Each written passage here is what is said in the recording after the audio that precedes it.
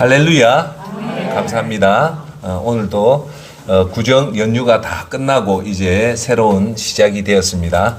자, 오늘의 설교는 지난번부터 이제 했던 마태복음 6장 33절로 말씀으로 오늘 설교는 위대한 계명, 산상수훈, 위대한 인생을 위해 산상수훈대로 살아가기. 자, 이번 주 이제 제 한번 봐보세요. 우리 그 믿음의 전성기를 하자면서 10가지를 다 했습니다. 이제 오늘 지난주부터는 뭘 하냐면 위대한 계명 산상수훈에 대해서 얘기를 하겠습니다. 산상수훈은 마태복음 5장, 6장, 7장에 있는 예수님이 엑기스적인 말씀을 얘기한 겁니다. 그래서 우리가 산상수훈을 여러분들 잘 배워놓으면 여러분 믿음에 큰 진보가 있습니다. 할렐루야. 여기 계신 여러분과 저의 가장 큰 목적은 뭐냐면 믿음을 잘 하려고 여기 모인 겁니다. 그죠? 다른 이유 없어요. 어떻게 해서든 우리 남아있는 이 인생을 믿음을 잘 살자고 이렇게 모여서 믿음 100점 중에 몇 점 받으려고 이 자리에 왔습니다. 1번 10점 받아도 된다. 2번 30점 받아도 된다. 막 까짓거. 3번 아니다. 그래도 70점 받아야 된다. 아니다. 4번 무조건 100점 받아야 된다. 몇 번입니까? 4번. 역시 대단합니다. 우리는 정말 농담이 아니라 무조건 100점 받으려는 그런 마음을 가지셔야 됩니다. 할렐루야. 그래서 오늘 위대한 계명 산상수훈에 대해서 배우면서 결론은 산상수훈대로 살기 위해서 오늘부터 지난주부터 우리 산상수훈을 보도록 하는 겁니다. 자, 이제 산상수훈 마태복음 6장, 오늘 지난주에는 5장을 했고 오늘은 마태복음 6장을 하겠습니다. 산상수훈은 몇 장이 있다고요? 5장, 6장, 7장이 전부 다 예수님이 산상수훈으로 설교를 하는 거예요. 오늘은 그 6장에 대해서 보도록 하겠습니다. 자, 여기 보시는 그림이 뭡니까? 예수님이 어디 앉아 있어서 손을 들고 지금 그 설교를 하고 있습니다. 그 주위로 많은 사람들이 지금 예수님의 말씀을 듣고 있습니다. 그죠? 이것이 거의 유명한 산상수훈입니다. 이때 예수님이 총 한 40가지의 계명을 말씀을 해요. 저는 이 산상수훈을 볼 때 놀란 거는 예수님이 어떻게 이 40가지를 종이 안 쓰고 다 기억하면서 이거 했냐, 순서대로 했다는 게 정말 놀랐습니다. 왜냐하면 산상수훈을 이렇게 연구하면 할수록 너무너무 신비하고 너무너무 귀한 핵심의 엑기스적인 말씀들이 많습니다. 그래서 오늘 그 부분을 보고 여기 보니까 이 사람은 참 손 모아가지고 그죠? 그거 하고 있습니다. 그죠? 이 이미지에 보면 제가 질문 하나 드릴게요. 여기에 조는 사람이 있습니까? 잡는 사람 아무도 없죠? 네. 이것이 청종하는 하나님의 말씀을 잘 청종하는 자세입니다. 자, 오늘 설교의 핵심 뭘 오늘 여러분한테 설교를 요약하냐면 첫 번째, 산상수훈은 누구를 위한 것인가?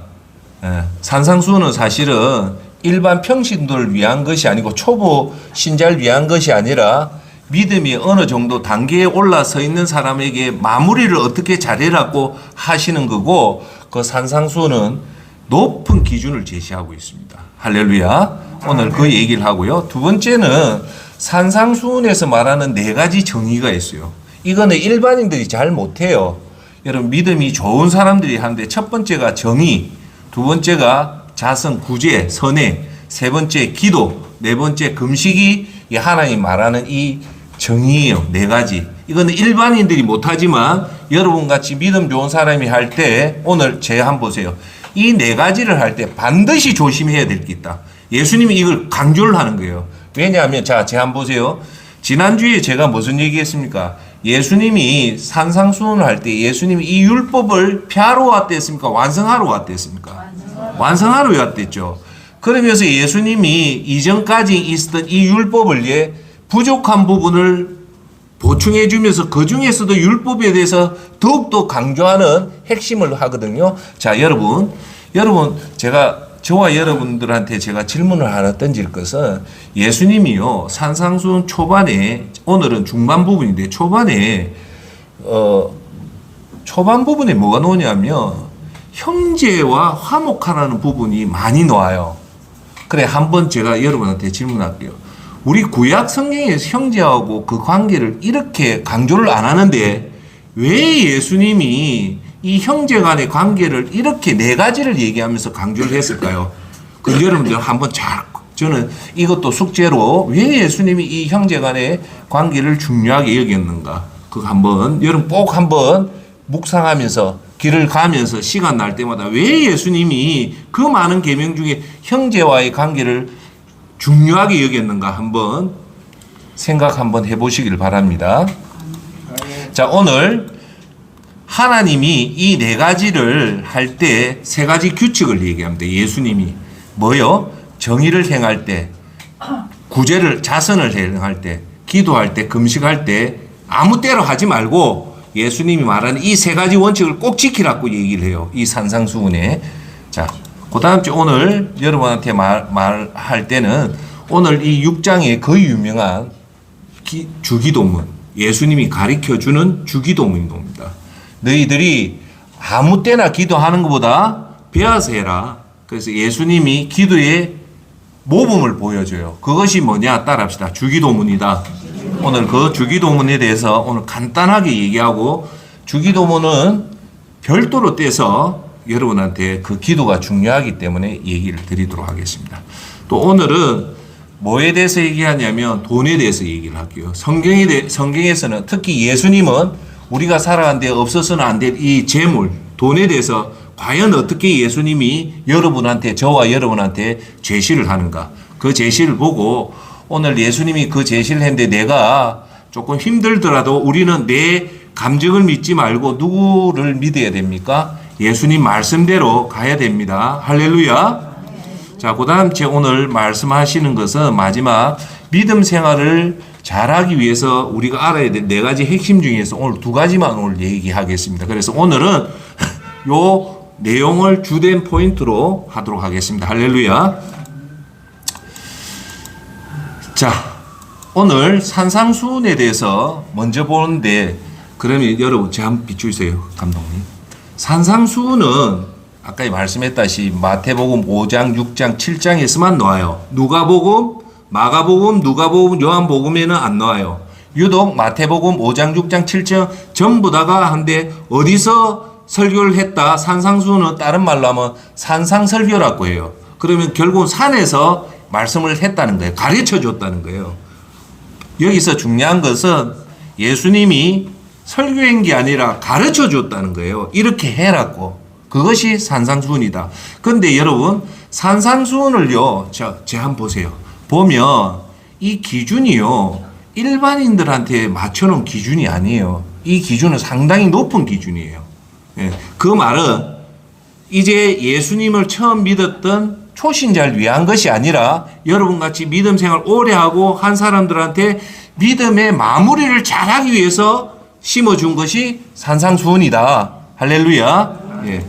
자, 오늘 방금 말해 초보 그리스도를 위한 것이 아니라 성숙한 그리스도를 위한 것이다. 왜? 이 여기서 말하는 40가지 계명은 초보자를 위한 게 아니라 상당히 상급자, 믿음 생활 잘하는 사람들한테, 믿음 생활이 잘하는 사람들이 자칫 잘못 실패할 수 있는 위기들, 이런 것들이 위기가 있으니까 너희들 조심해라고 예수님이 딱 정확하게 지목을 해주는 거예요. 그럼 우리는 그걸 꼭 잡으면 되겠죠. 자, 그 다음 여기서 중요한 것을 한번 읽어볼까요? 산상수훈은 뭐요?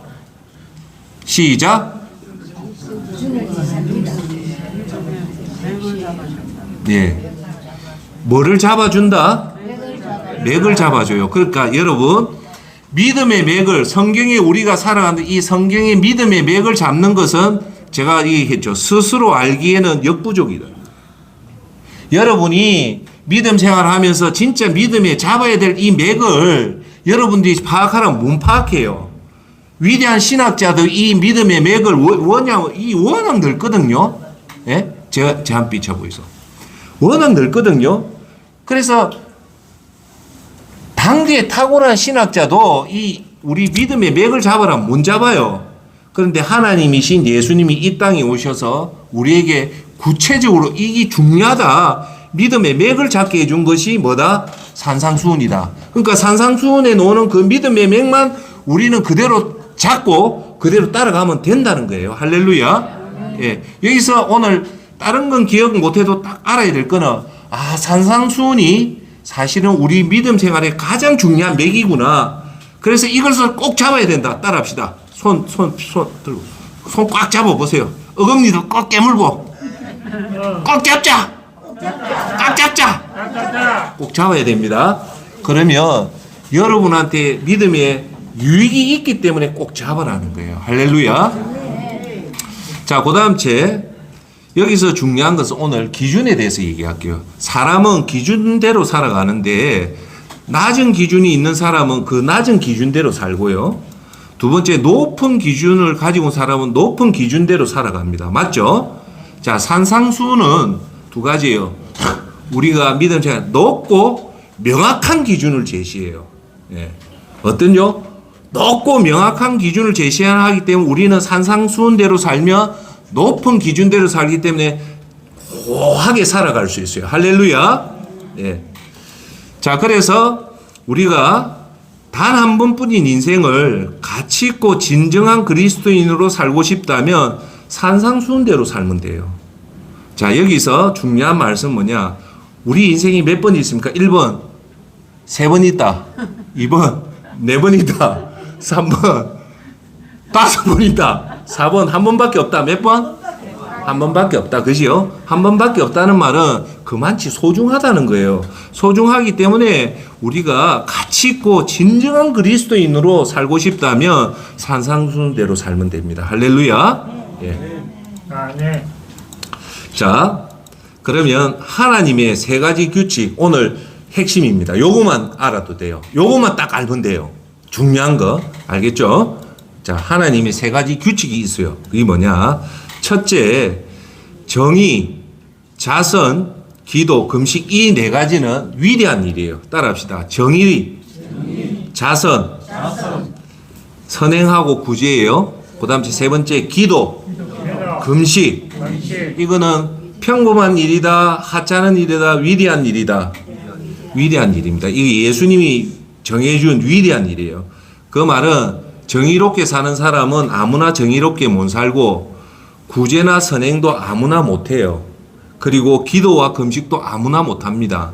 이걸 하는 사람은 위대한 사람들이 하는 거거든요. 첫째, 위대한 일은 이 4가지다. 기억하십시오. 첫 번째 따라합시다. 정의, 자선, 기도, 금식 이런 것들은 일반인들이 못할 위대한 사람들이 하는 건데 첫 번째입니다. 규칙. 자, 뭐라고 나와 있습니까? 위대한 일을 하면 반드시 뭐가 있다? 꼭 기억하십시오. 정의롭게 살고 자선을 하고 기도하고 금식하면 반드시 상이 있다 없다? 이건 누가 하는 얘기냐면 예수님이 직접 하는 거예요. 그러니까 여러분들이 정의롭게 살면 반드시 상이 주어진다는 거예요. 꼭 기억하십시오. 위대한 일을 하면 뭘 준다? 상이 있다. 반드시 있다. 예. 자, 그런데 여기 중요한 건 두 번째, 사람에게 보이려고 하면 위선이다. 여기서 이제 두 번째, 여러분들이 반드시 이런 4가지를 절대 사람 앞에 보이려고 하지 말라는 거예요. 그것은 위선이기 때문에 절대 그걸 조심해라. 예. 그는 이미 상을 받았답니다. 누가 이 말선을 하냐면 예수님이에요. 이 4가지를 사람한테 보이려고 하면 그 사람은 벌써 이미 상을 받았다는 거예요. 할렐루야. 자, 그런데 올바른 믿음은 따라합시다. 크게 엄밀하게 아무도 모르게 하라. 3번만 더 합시다. 2번만 더 합시다. 엄밀하게 아무도 모르게 하라. 마지막 한 번 더 합시다. 엄밀하게 아무도 모르게 해라. 어떤 거요? 정의로운 행동, 사람들 돕는 구제, 그리고 기도, 금식은 다시 한 번 더 합시다. 엄밀하게 아무도 모르게 해라. 센터장이 하는지 안 하는지 모르게 하고 여러분들 하는지 안 하는지 모르게 해라. 자, 그럴 때 자, 이 땅에서 믿음의 상을 받고 하늘에서 동시에 상을 받는다. 이걸 알아야 돼요. 오늘 꼭 기억하십시오. 이렇게 네 가지 위대한 일을요, 은밀하게 아무도 모르게 하면요, 두 가지를 봐요. 이 땅에서 믿음의 상을 받고 천국 가도 상을 받는다. 그런데 이것을 사람한테 보이게 해비면 천국에 상도 없고 이 땅에 상도 없고 이미 상을 받았다는 말은 뭐냐? 박수 받은 그밖에 없다는 거예요. 그것으로 끝이라는 거예요. 그러니까 여기서 제가 하는 말은 이렇게 위대한 일은 아무나 못해요. 아무나 못하는데 할 때 제대로 하라는 거예요. 그러니까 이렇게 하는 사람 중에 대부분이 사람한테 나타내려고 하는데 제가 여기 방송국 명패라고 쓴 이유가 뭐냐면 지금 우리나라에 CBS, CTS, CGN 네 개의 기독교 방송이 있어요. 방송인데 참 잘하고 특히 CBS나 CGN 이 두 방송은요 정말 좋아요. 특히 CBS나 CGN은 제가 여러분한테 권유해 줄 수 있는 대표적인 방송국입니다. 그런데 여기에요. 그 방송국 그 헌금을 하면 조금 오늘 말했다시피 어떻게 해야 되냐. 은밀하게 아무도 모르게 해야 됩니다. 그런데 한 사람 앞에 방송국 앞에 그 들어가는 입구에 동판을 새겨가지고 자기 이름을 붙여줘요. 그래서 뭐 1,000만 원, 2,000만 원 하면 그거 동판을 새기는데 우리는 그렇게 해야 됩니까? 안 해야 됩니까? 안 해야 됩니다. 안 해야 돼요. 분명히 예수님이 말씀했어요. 보이려고 하지 마라. 꼭 그거요. 그 유혹이 절대 안 쉽습니다. 큰 일을 하면서 드러내는 것들이 절대 안 쉽기 때문에 오늘 꼭 여러분 명심하십시오. 이런 위대한 일을 할 때 따라합시다. 은밀하게 아무도 모르게 해라. 그렇게 하면요 하나님이 여러분 자식의 복을 주고 천국의 복을 줍니다. 할렐루야. 오늘 그걸 꼭 붙잡아야 됩니다. 그러니까 자꾸 기도하고 성령님한테 긍휼히 여겨달라면 그런 마음을 주셔요. 제가 제 교회는 모 교회는 우리 좌천동에 있는 좌천동 교회거든요. 좌천동 교회에 제가 기억나는 딱 권사님 한 분이 있어요. 그분이 진짜 예수님 제대로 믿는데요. 내가 나중에 듣는데 그 권사님은 헌금할 때 절대 자기 이름으로 헌금을 안 한대요. 그러니까 그분이 얼굴이 정말 천사 같아요. 따라합시다. 우리는 예수님 말씀대로 살아갑시다. 예수님이 그렇게 하라면 그렇게 하면 돼요. 그 다음에 예수님한테 다 맡기면 돼요. 할렐루야. 그래서 오늘 은밀하게 아무도 모르게 하는 이 네 가지 일을 은밀하게 아무도 모르게 하면 오늘 요것만 기억하면 돼요. 이 땅에서 여러분 자녀와 여러분 믿음과 여러분 삶에 하나님이 챙겨주고 그것으로 끝이 아니라 천국에 상이 반드시 있다는 겁니다. 할렐루야. 우리는 천국의 상을 받는 저와 여러분 되기를 꼭 기도합니다. 하나님이 갚아주십니다. 하늘에서 상을 줍니다. 할렐루야. 자, 이제 들어가도록 할게요. 자, 정의를 행할 때 주의할 것. 예수님이 6장에서 얘기합니다. 첫 번째, 의를 행할 때는 사람에게 드러나게 하지 마라. 사람들에게 보이려고 다른 사람 앞에서 의를 행하지 마라. 사람 앞에 의를 행하지 마라. 정의로운 일. 즉 뭐냐? 불났는데 사람을 구출했다. 그래서 어떤 사람 인터뷰를 하자니까 그 사람이 인터뷰를 거부해요. 왜? 내가 이렇게 당연한 일을 했는데 왜 내 자신을 드러내냐. 아주 훌륭한 기독교인 같은 그런 게. 여러분이 좋은 일을 하면 방송국에서 인터뷰하자면 진짜 믿으면 인터뷰하면 안 돼요. 여러분 드러낼 필요가 없어요. 왜? 예수님이 하지 말했거든요. 의를 행할 때는 꼭 기억하십시오. 사람에게 드러나게 하지 마. 이 누가 한 말이냐면 예수님이 하신 말이에요. 할렐루야. 네. 자, 두 번째는 하늘에 계신 아버지께서 아무런 상도 받지 못할 것이다 라고 얘기합니다. 상을 주목해라는 거예요. 자, 의를 행할 때 사람에게 드러나지 않으면 상을 반드시 준다는 거예요. 그런데 사람 앞에 드러나게 해비면 예수님 뭐랍니까? 하늘에 계신 아버지께서는 아무런 상도 못 받는다는 겁니다. 꼭 기억하십시오. 그러니까 제가 첫 번째, 여러분 정의롭게 사는 것이 절대 일반인들 못 살아요. 조금 믿음이 있는 사람이 하는데 이 사람들이 걸려 넘어지는 게 뭐냐? 절대 사람 앞에 드러나게 하지 말고 하나님만 바라보고 해라는 겁니다. 할렐루야. 자, 산상수훈에서 네 가지 의를 얘기하는데 그게 뭐냐? 정의, 자선, 기도, 금식을 네 가지 정의라고 얘기합니다. 자, 그러면 자, 두 번째 자선. 자선이 뭡니까? 가난한 자를 돕고 옆집에 있는 사람 살 팔아주고 그렇게 하는 게 구제죠. 제가 매주 화요일 날 밤에 가서 노숙자 돕는 것도 일종의 자선이죠. 구제죠. 이거 할 때 반드시 주의해야 될 게 있다. 예. 이게 뭘까 봅시다. 예수님이 합니다. 자선을 베풀 때 위선자들처럼 내 앞에서 나팔 불지 마라. 자랑하지 말라는 거예요. 예. 그들은 이미 자기 상을 다 받았다. 자기가 자선을 해서 이 자랑을 하면 여러분 알아야 될 거 상을 이미 다 받았다는 거예요. 예. 자, 그런데 예수님이 자선 구제를 할 때 자선을 베풀 땐 따라합시다. 오른손이 하는 일을 왼손이 모르게 하라.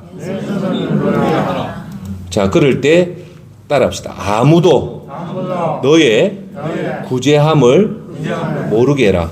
이게 핵심입니다. 이게 힘들지만 꼭 하십시오. 아무도 너의 구제함을 아무도 모르게 해라는 게 은밀하게 해라는 거예요. 자, 그럴 때 예수님이 뭐라냐면 그러면 숨어서 보시는 내 아버지께서 어떻게 해주신다? 내게 갚아줘요. 어떻게 갚아줄까요? 여러분들이 가난한 자를 은밀하게 모르게 하면요, 여러분 자녀를 하나님 축복해 줍니다. 여러분의 삶의 문제를 풀어주고요, 여러분의 모든 그것을 풀어주는 어마어마한 위력이 있는 거예요. 할렐루야. 예. 여기서 주목해야 될 것은 크게 합시다. 아버지께서 갚아주실 것이다. 누가 얘기했습니까? 예수님이 했죠. 그러면 우리는 그 말대로만 하고 가만히 있으면 언젠가는 여러분한테 하나님 갚아주는 것이 있습니다. 할렐루야. 자, 믿음 생활 잘하기 위해서 네 가지 핵심을 쭉 말하는데 오늘은 두 번째 얘기를 할게요. 이게 지금 두 번째 핵심은요, 네 가지가 있는데 오늘은 두 번째 핵심은 믿음을 체득화하는 단계예요. 자, 제 보세요. 이 믿음을 체득화한다는 게 뭐냐? 믿음이 여러분 걸로 만드는 단계예요. 그렇게 만드는 단계는 어떻게 해야 되냐면 첫 번째, 계명을 외워야 됩니다. 자, 첫 번째 뭐냐? 계명을 외우는데 이것을 이스라엘 교육으로는 벳 하세프 단계랍니다. 즉, 산상수훈을 제비추죠. 산상수훈을 외우되, 자, 제 보세요. 뜻을 알든 모르든 일단 외우세요. 사스상경 외우듯이 교육의 제일 첫 번째 목적은 뭐냐? 외우는 거예요. 그러면 제가 여러분한테 중요해서 얘기할게요. 뜻을 알고 외울까요? 뜻을 몰라도 된다. 뜻을 몰라도 일단 외우세요. 첫 번째 외우는 단계다. 두 번째가 뭐냐? 외웠던 이 계명을요, 현실에 적용하는 거예요. 아, 예수님이 아까 뭐랍니까? 자선을 할 때는 은밀하게 행해라 했다. 그걸 외우고 나서 두 번째 삶에 적용을 하는 거예요. 그 두 번째가 따라합시다. 벳 미드라셈. 여러분이 벳 하세프 단계에서 계명을 외우고 그것을 적용을 해보는 거예요. 그게 벳 미드라셈 단계입니다. 자, 세 번째 그렇게 되면 여러분이 예수님 말씀대로 은밀하게 해서 진짜 해보니까 세 번째 계명의 진리를 확인하는 거예요. 하나님 분명히 베풀어 준대, 갚아준대 했죠. 갚아줄까 안 할까? 그걸 확인을 하는 거예요. 그래서 뭐라 하냐면 자신의 것으로 체득화하고 철학화하는 단계다. 그게 뭐냐? 베탈무드 단계예요. 즉 이 말이에요. 하나님 계명을 외우고 은밀하게 모르게 진짜 적용을 해보니까 하나님 말씀 믿고 해볼까? 나중에 보니까 진짜 하나님 갚아주시는 거예요. 내 자식이 잘 되고 내 사업이 잘 되고 내 남편 일이 잘 되는 것을 보면서 아, 이게 맞구나. 그러면서 그것이 내 것이 되는 그 체득화 단계가 되는 것이 곧 믿음의 핵심이라는 겁니다. 할렐루야. 자, 그래서 우리가 믿음의 체득화하는 3단계는 뭐냐? 첫 번째, 외우자. 자, 그러면 여기서 중요한 얘기 할게요. 외우려면 어떻게 해야 됩니까? 외우려면요, 가슴에 외우려면 딱 방법은 하나밖에 없어요. 뭐냐? 반복해야 돼요. 그래서 구약시대 때 이스라엘 사람들은 옷에 술에다가 계명을 달아붙인 거예요. 그래 매일마다 그 옷을 볼 때 수를 통해서 계명을 보면서 반복을 하면서 우리 마음에 새기거든요. 그래서 우리가 외우는 것의 가장 좋은 방법은 반복하는 거다. 그래서 외우고 나서 그 다음 단계는 그 외운 것을 현실에 적용을 시켜보는 거예요. 아, 이게 맞는가 안 맞는가. 적용해보니까 그게 맞더라 하면 그것이 곧 여러분 것이 돼서 확신을 가지고 이제 그 이유로 간다는 겁니다. 할렐루야. 그래서 오늘도 산상수훈을 배우는 것은 일단 외우십시오. 외우고 나서 여러분 삶에 적용을 시켜보면 이것이 정말 하나님 말씀이 1.1획 없이 무하게 정확하게 맞아 떨어진다는 것을 알게 되면 그것이 곧 여러분의 말씀이 여러분 삶이 되는 거예요. 할렐루야. 예. 자, 세 번째 위대한 일은 뭐냐? 첫 번째는 정의, 두 번째는 자선, 세 번째는 기도할 때 일인데 아까도 얘기했죠. 자, 기도할 때 위선자처럼 하지 마라. 위선자는 어떻게 한다고요? 사람 앞에 보이려고 하는 거예요. 기도도 할 때 사람한테 보이려 하지 말고요. 어떻게 해라고요? 이 사람들은 회당이나 길 모퉁이에 서서 기도하기를 좋아한다. 왜 그럴까요? 사람한테 보이려고. 우리가 기도하는 게 사람한테 보이려고 하는 게 아니잖아요. 예. 그래서 내가 너희에게 진정으로 말합니다. 따라합시다. 그들은 이미 자기 상을 받았다. 여기서 놀라운 사실은 기도하면 상을 준다 안 준다? 준다는 거예요. 줄 때 이렇게 사람 앞에 드러나게 기도하면 상을 이미 받았다는 거예요. 자, 그러면 예수님은 뭐라고 얘기하시냐면, 자, 그 전에 제가 여러분한테 좀 말씀 좀 드릴게요. 기도할 때 대단히 주의해야 될 것은 오늘 좀 중요한 얘기 할게요. 뭐냐? 제가 오랫동안 예배당에서 기도해 보면 느끼는 게 있어요. 기도할 때 회중을 배려해야 됩니다. 주위에 있는 사람들이 많든 적든 배려하는데 첫째, 가장 좋은 기도는 사람들이 많이 있을 때, 일어 있을 때 침묵 기도가 제일 좋아요. 자기 목소리를 내지 말라는 말입니다. 두 번째, 정 안 된다. 침묵하면 잠이 오니까 그러면 자기 귀에 들릴랑 말랑 할 정도로 조금만 소리를 해주세요. 여러분, 소음 중에 가장 큰 소음이 뭐냐? 사람 손입니다. 그래서 제가 여러분한테 말씀드리는 꼭 큰 예배당에 가보면요. 설교하듯이 자기가 기도하는 사람이 있어요.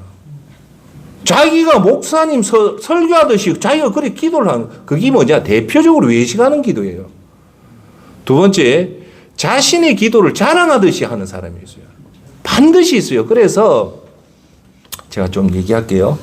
성숙된 교회를 딱 가보면 제 비추죠. 성숙된 교회를 딱 가보면요. 사람이 30명이 있든 100명이 있든 200명이 있든 기도할 때 조용합니다. 질서가 딱 잡혀 있어요. 그 교회는 대단한 교회입니다. 아무도 자기 소리를 안 내요. 조용합니다. 들어가 보면 200명이 있는데도 조용해요.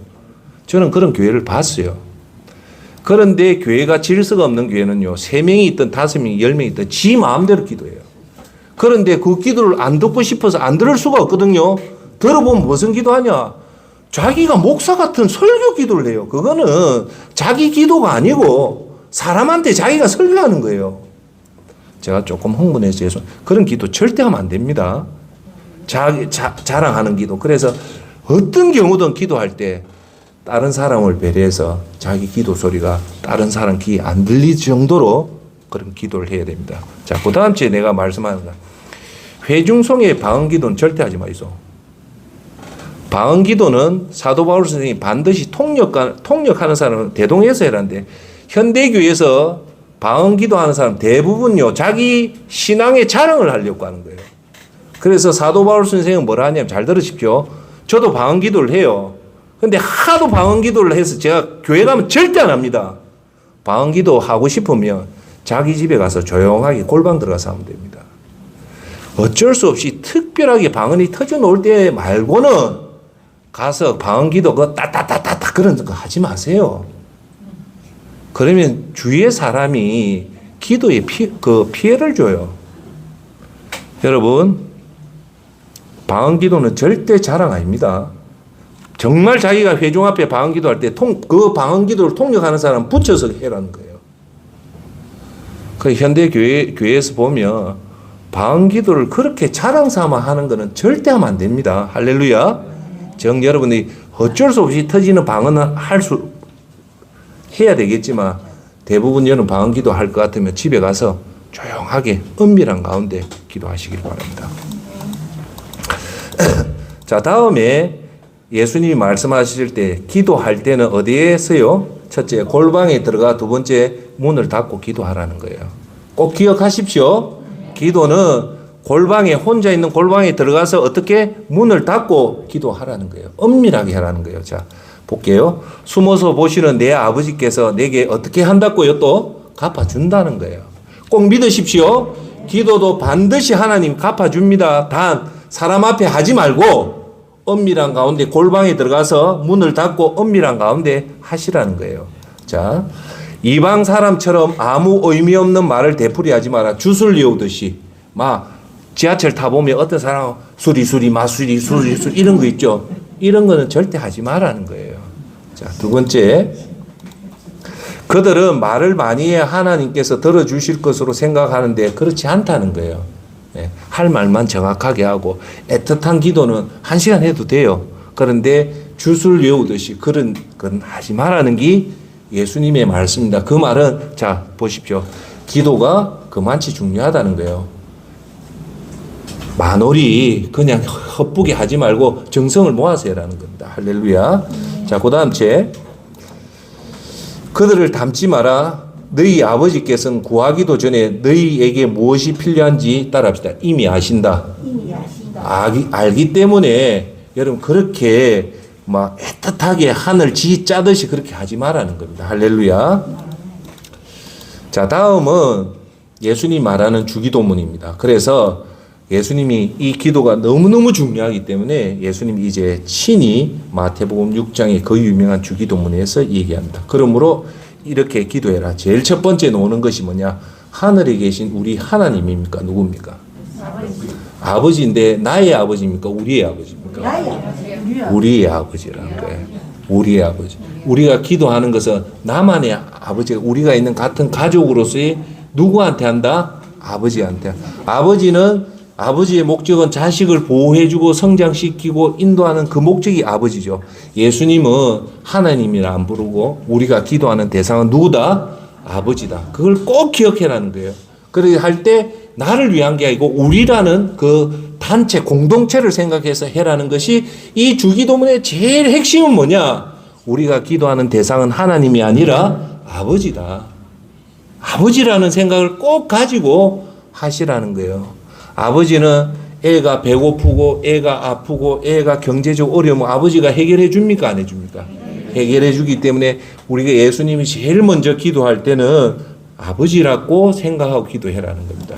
자, 두 번째가 뭐냐면 주기도문에 아버지의 이름이 거룩하게 놓고 자, 요 세 가지가 뭐냐면 이 주기도문에 하늘에 계신 아버지 다음으로 놓는 세 가지가 뭐냐? 아버지에 관련된 겁니다.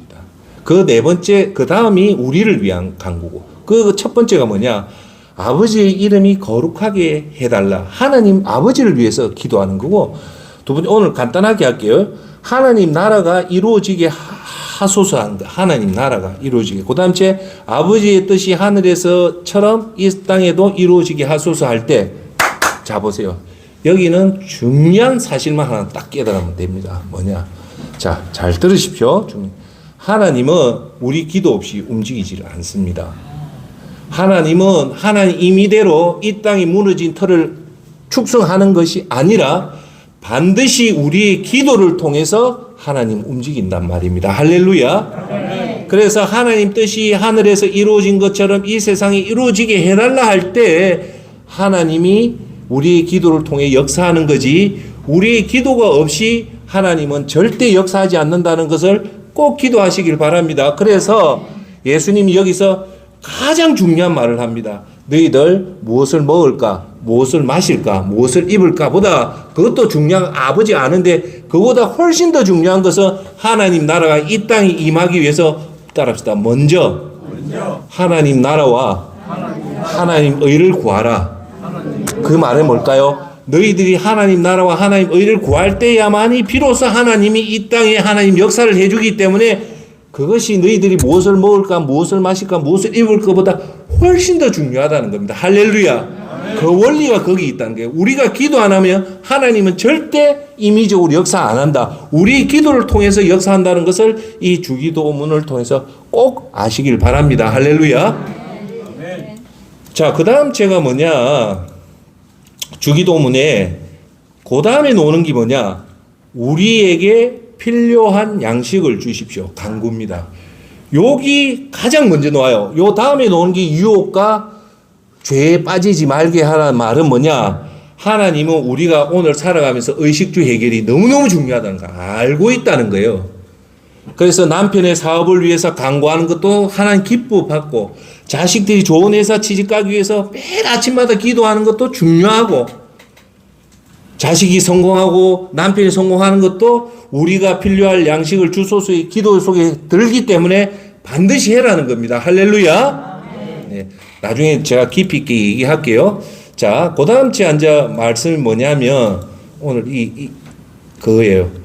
우리에게 잘못한 사람을 우리가 용서해 준 것처럼 우리의 죄를 용서하여 주소서. 이 뭡니까?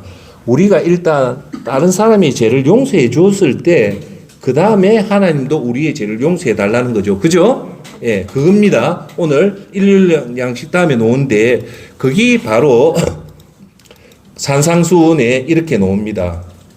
용서에 대해서. 용서는 복수의 악순환을 막는데 예수님이 뭐라냐? 너희가 다른 사람의 잘못을 용서하면 하늘에 계신 너희 아버지께서도 너희 죄를 용서해 줄 것이다. 다른 사람을 용서하지 않는다면 너희 아버지께서도 너희 잘못을 용서하지 않으실 거다라고 얘기해요. 예. 그러니까 예수님은 하는 말씀 뭐냐? 너희들이 잘못한 사람을 어떻게 해라? 용서해라. 왜 용서해야 되냐면 네가 그 사람을 위해서 용서하면 하나님도 너 죄를 용서하겠다는 거예요. 자, 여기서 중요해서 하나만 더 물어봅시다. 자, 정신 차리고 한번 봅시다. 우리는 사실 우리 자신이 의인이라 생각해요. 착하게 산다고 생각해요. 그래서 이런 생각을 해요. 착각을. 나는 사람들한테 상처를 많이 받았지 나는 상처를 준 적이 별로 없다고 생각해요. 근데 사실은 실상은요. 우리는 대부분 우리가 한 사람한테 상처를 받았다면 우리는 거의 5명한테 상처를 주는 사람입니다. 문제는 우리가 5명한테 상처 준 거는 빨리 까먹고 내가 상처받은 그 하나를 못 잊기 때문에 우리는 피해자라고 생각하지만 우리는 사실은 가해자입니다. 그걸 아셔야 돼요. 할렐루야. 예. 그래서 우리가 용서받아야 될 게 많을까요? 우리가 용서해야 될 사람이 많을까요? 우리가 용서받아야 될 사람이 많을까요?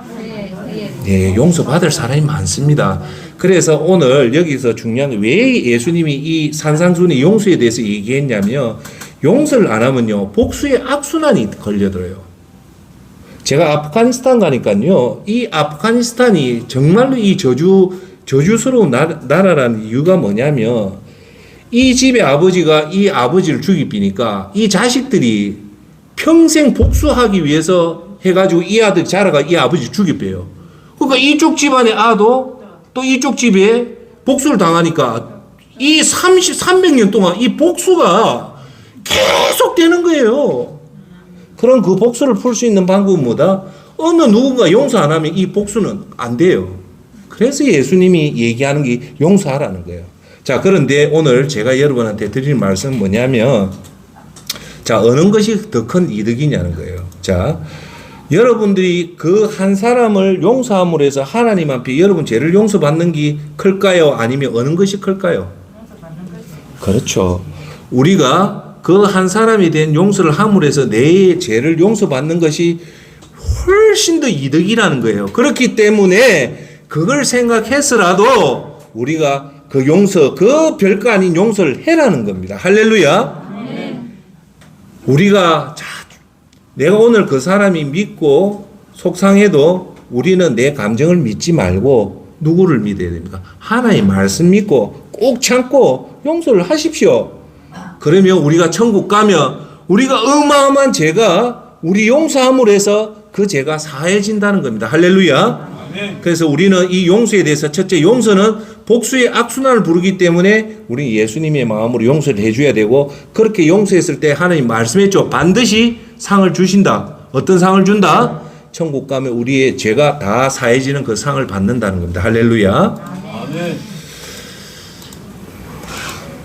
자, 그 다음 찬자 그 주기도문에서 놓는 것이 뭐냐면 우리들을 시험에 빠지지 않게 하고 악에서 구원해 주소서라는 이 두 가지가 나와요.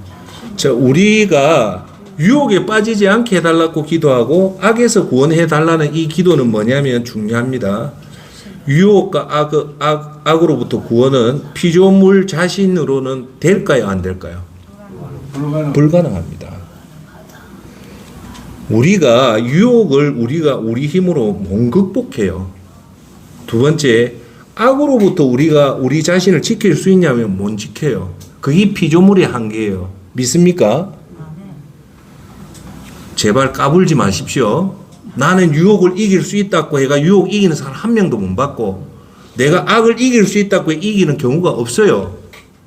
그래서 예수님이 친히 얘기하는 거예요. 그래서 여러분들 매일마다 할 때마다 하나님, 저도 오늘 기도할 때 그래요. 마지막 마칠 때 하나님 오늘도 유혹에서부터 저를 보호해 주시고 악으로부터 구원시켜 주십시오라고 할 때야만이 우리가 이 유혹과 악을 극복하지, 이 기도 없이 하나님의 도움 없이 우리 따라합시다. 유혹은 이길 수 없고 악으로부터 구원받을 수 없다. 가슴에 꼭 새기고 항상 이 기도는 꼭 하셔야 됩니다. 할렐루야. 아멘. 자, 주기도문 마지막에 송령입니다. 아버지는 나라와 근세와 영광을 영원히 가지고 계십니다라고 하는데, 자, 이 송령은요 사실 주기도문 원문에는 이 말이 없어요. 원래 원문에는 이 말이 없어요. 근데 이게 끼어 들어온 거예요. 왜 들어왔냐면 이스라엘에서는 이 예배가 마칠 때 마지막으로 송령을 해요. 하나님 찬송 부르는 송령이 있기 때문에 이 주기도문에도 이 송령이 끼어 들어온 거예요. 그래서 주기도문에 이 송령을 해도 되고 안 해도 되는데 한다고 해서 이단은 아니에요. 왜냐하면 이 마지막에 아버지의 나라와 근세와 영광이 누구한테 있다? 하나님한테 있다고 찬송을 하는 거기 때문에 아무런 문제가 없다. 예. 그래서 요 순수대로 마친다. 그 요약하면 첫 번째, 기도는 누구한테 하는 거다? 아버지한테 하는 거다. 두 번째, 할 때 하나님 나라를 위해서 간구를 해야만이 하나님이 임하신다. 그리고 우리가 하나님 앞에 그 다음에 우리가 간구할 때 일용할 양식을 위해서 기도해라. 그 다음에 우리가 유혹과 죄는 우리 힘으로 못 이긴다. 그리고 끝으로 하나님에게 영광 돌리는 그 기도 순서대로 하는 것이 누구의 기도 순서다? 예수님이 가르쳐 주신 기도의 순서다. 할렐루야. 아멘. 자, 오늘은 금식에 대해서만 얘기하고 마칠게요. 자, 여러분들 금식을 좀 해봤습니까? 현대인들은 금식을 거의 안 해요. 안 합니다. 센터장은 금식을 합니다. 하는데 오리지널로 해요. 아침부터 그 다음날 24시간까지 딱 금식을 해요. 자, 그런데 왜 금식을 하냐면 이 금식이요, 믿음의 마스터 키입니다. 맞는 키입니다. 맞는 키예요. 죄악의 사슬을 끊을 수 있는 제일 핵심 키워드는 금식입니다. 여러분, 이 땅을 꼭 떠나기 전에 금식을 꼭 하십시오. 자, 금식이요, 하나 얘기할게요. 현대의 당뇨, 고혈압, 그 다음 심장질환, 이 암은요, 못 먹어서 생기는 병이 아니고 너무 많이 먹어서 생기는 병이에요. 여러분들 금식을 하면요, 그 사람한테 절대 고혈압, 당뇨 이런 게 안 와요. 탐욕 때문에 생긴 거예요. 자, 여러분한테 꼭 얘기할게요. 하루 24시간 금식 안 해도 우리 간에는요 48시간 영양분이 저장되기 때문에 아무 문제가 없어요. 여러분들 일주일 금식하고 뭐 40일 금식하는 게 문제지, 하루 금식은 여러분 건강에 너무너무 좋아요. 그래서 한 달에 한 번씩 금식하는 거는 너무 좋다. 왜냐? 금식한다는 것은 내가 식음을 안 먹는다는 죽기를 각오하고 하나님 앞에 나간다는 간절한 간구이기 때문에 그것을 하나님 기쁘게 받아들입니다. 그래서 혹시 여러분들한테 자녀의 문제, 남편의 문제, 부모의 문제, 자식의 문제가 생겼는데 정말 긴급하게 하고 싶다면 무슨 기도를 하면 되냐? 금식 기도를 하십시오. 단, 제 하는 얘기 잘 들으십시오. 금식을 할 때는 특히 성령님의 도움을 간구하십시오. 성령님, 제가 금식을 하는데 처음 여러분 금식 안 하다 하면요, 한 끼 먹는 게 그만치 중요하다는 거 알아요. 그런데 성령님한테 그 금식에 간구를 하면요, 성령님이 반드시 여러분의 그 금식을 도와줘요. 저는 금식을요 최고 7일까지 해봤어요. 7일 왜 했냐? 여담으로 얘기할게요. 정필도 목사님이 그 금식할 때 어떻게 했냐? 죽고 싶을 때 자살해서 죽으면 안 되잖아요. 그래서 정필도 목사님 굶어서 죽는다고 해서 금식을 했대요. 제가 40대에 너무 힘들어서 정말 죽고 싶더라고요. 근데 죽으면 안 되잖아요. 그때 정필도 목사님 말씀처럼 굶다 죽으면 그거는 죽음이야. 그게 자살이 아니니까. 그래서 저도 어딥니까? 경기도에 오살리 금식 기도원 가서 7일 동안 금식하다 죽으려고 올라갔어요. 그 7일 날 올라갔는데 거기서 제가 놀라운 경험을 했는데, 저는 하루 금식도 해보고 했지만 7일까지 금식할 때요, 성령님이 도와주신대. 진짜 단 한 번도 배가 안 고팠어요. 놀라운 경험을 했어요. 이 성령님이 안 도와주면요, 3일째 되면 얼굴이 시커멓게 변해요. 괴로워서. 근데 그때는 내가 죽기 각오하고 올라가서 성령님한테 도움을 하는데 정말 거짓말같이 일주일 동안 배가 안 고팠어요. 그래서 제가 여러분한테 담력을 드릴게요. 금식할 때는 절대 두려워하지 말고 성령님한테 도움을 간구하고 하면요, 그 금식으로 인해서 여러분한테 주는 은혜가 너무너무 많습니다.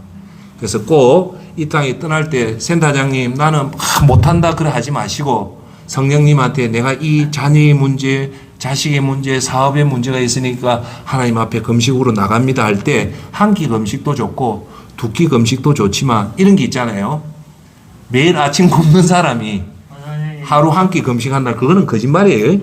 자기가 원래 잘 먹는 게 저녁을 잘 먹는 사람은 한 끼 금식할 때 그 저녁을 끊는 거예요. 할렐루야. 그래서 이 금식이 위대한 일이기 때문에 예수님이 얘기를 하여 이 금식할 때 반드시 조심해야 될 게 있다. 그것만 얘기할게요. 자, 뭐라고 하냐면 금식할 때에 위선자들처럼 초췌한 모습을 보이지 말라는 거예요.